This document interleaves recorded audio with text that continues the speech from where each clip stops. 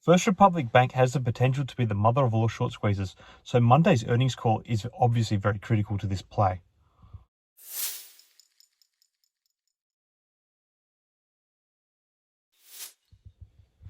Hi again, everyone. I hope you're all doing well. So, First Republic Bank, ticker symbol FRC, is a regional bank that has had a tumultuous first quarter, to say the least.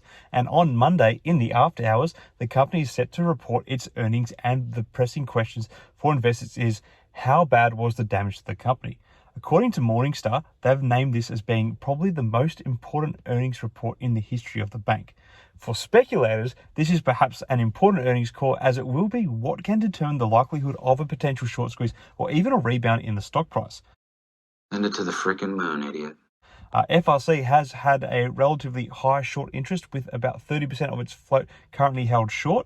This means that there's potential for a short squeeze if the stock were to start moving high, as it has been in the last couple of sessions, and there has been a bit more pressure put on shorts to cover. So people are watching these earnings very closely. Now, keep in mind that anything over 10% of the float shorted is considered high. Further to this, the average days to cover in the stock has dropped to less than 1 day, and there is a cost to borrow fee of over 30% at the moment. So there is definitely tinder in this play at the moment. If the earnings come back much better than many are expecting, and the bank looks likely to be in a position to remain solvent, I think we could really be all systems go on this one. From the earnings, investors will be looking to see how far the bank's deposit base has fallen and whether it is even profitable. Basically trying to gauge what the long-term health of the bank is. Shares of First Republic Bank are down 88% since the start of the year, so there has been a lot of speculation that there has been widespread damage to the bank, but we actually don't know this officially yet. There are a lot of questions if the bank will be profitable after Q1. If they are not, what is the plan? What will they do about it?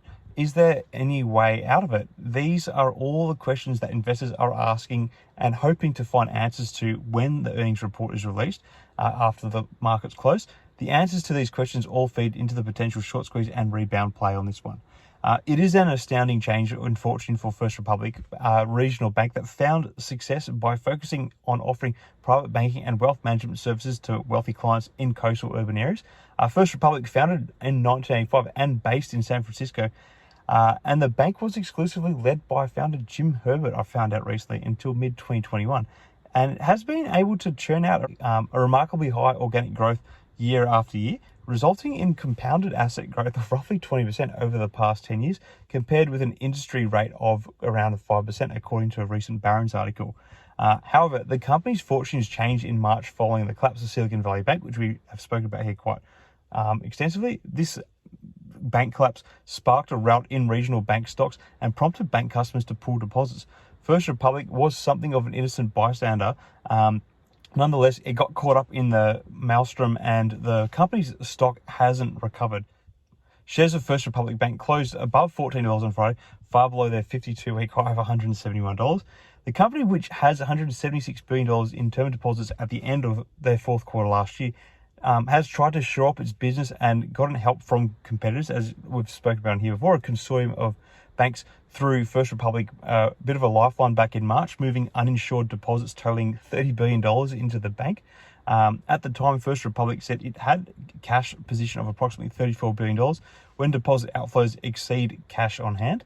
First Republic can access other liquidity sources, such as Federal Home Loan Bank loans, but that's quite a costly solution for them to go down. On March 16, when they received that money, First Republic said that from March 10 to March 15, bank borrowings from the Federal Reserve had varied from $20 billion to $109 billion at an overnight rate of 4.75%. Plus, since the close of business on March 9th, First Republic also had increased short-term borrowings from the Federal Home Loan Bank by $10 billion at a rate of 5.09%, according to the March 16 statement. So these are kind of costly sources of revenue for the bank to hold on to. So to help the bank recover, top executives elected to reduce their annual bonuses to zero for the full year of 2023. You'd hope so. This doesn't always happen in the corporate world.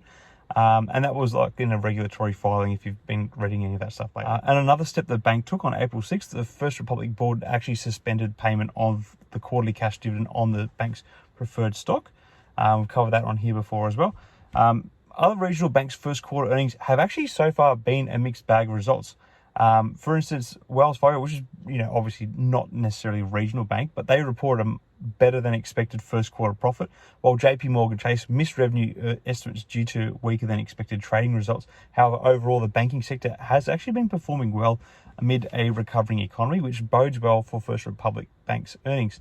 Obviously, the earnings from increased interest on home loans is actually kind of outweighing a lot of the bad government bonds that a lot of these banks have been holding on to. Although it will be interesting to see, that's kind of one of the things we're looking for First Republic.